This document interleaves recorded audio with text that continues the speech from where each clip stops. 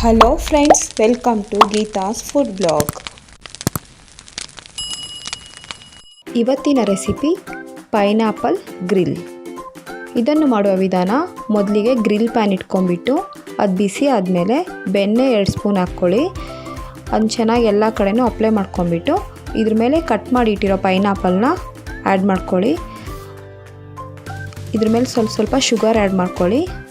ಮತ್ತು ಇದನ್ನು ತಿರುವು ಹಾಕ್ಕೊಂಡು ಮತ್ತೆ ಸ್ವಲ್ಪ ಶುಗರ್ ಆ್ಯಡ್ ಮಾಡ್ಕೊಂಡ್ಬಿಟ್ಟು ಚೆನ್ನಾಗಿ ಗ್ರಿಲ್ ಮಾಡ್ತಾ ಬರಬೇಕು. ಈಗ ಚೆನ್ನಾಗಿ ಗ್ರಿಲ್ ಆಗಿದೆ ಪೈನಾಪಲ್ಲು. ಇದನ್ನು ಒಂದು ಪ್ಲೇಟಲ್ಲಿ ತೆಗೆದಿಟ್ಕೊಬೇಕು. ಈಗ ಶುಗರ್ ಕ್ಯಾರಮಲ್ ರೆಡಿ ಮಾಡ್ಕೊಬೇಕು.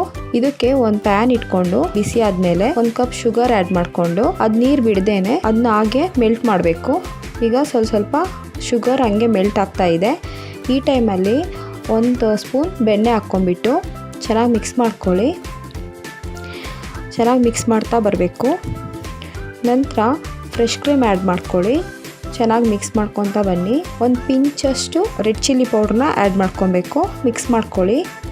ಮತ್ತು ಪಿಜ್ಜಾಗೆ ಹಾಕ್ತೀವಲ್ಲ ಆರಿಗಾನೋ, ಅದು ಇದ್ದರೆ ಅದನ್ನ ಆ್ಯಡ್ ಮಾಡ್ಕೊಬೋದು, ಅದು ಆಪ್ಷನಲ್.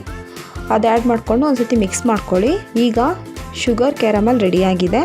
ಇದನ್ನು ನಾವು ಗ್ರಿಲ್ ಮಾಡಿಟ್ಟ ಪೈನಾಪಲ್ ಮೇಲೆ ಹಾಕ್ಕೊಬೇಕು. ನಾನಿವಾಗ ಅದನ್ನು ಹಾಕ್ಕೊತಾ ಇದ್ದೀನಿ. ಈಗ ತುಂಬ ರುಚಿಕರವಾದ ಪೈನಾಪಲ್ ಗ್ರಿಲ್ ರೆಡಿಯಾಗಿದೆ. ಟ್ರೈ ಮಾಡಿ ಒಂದು ಸತಿ. Thank you. ಪ್ಲೀಸ್ ಲೈಕ್ ಮಾಡಿ, ಶೇರ್ ಮಾಡಿ, ಸಬ್ಸ್ಕ್ರೈಬ್ ಮಾಡಿ, ಪಕ್ಕದಲ್ಲಿರೋ ಬೆಲ್ ಐಕಾನ್ ಕ್ಲಿಕ್ ಮಾಡಿ. ಆಗ ನನ್ನ ಮುಂದಿನ ಅಪ್ಡೇಟ್ಸ್ ನಿಮಗೆ ಗೊತ್ತಾಗುತ್ತೆ. Thank you friends.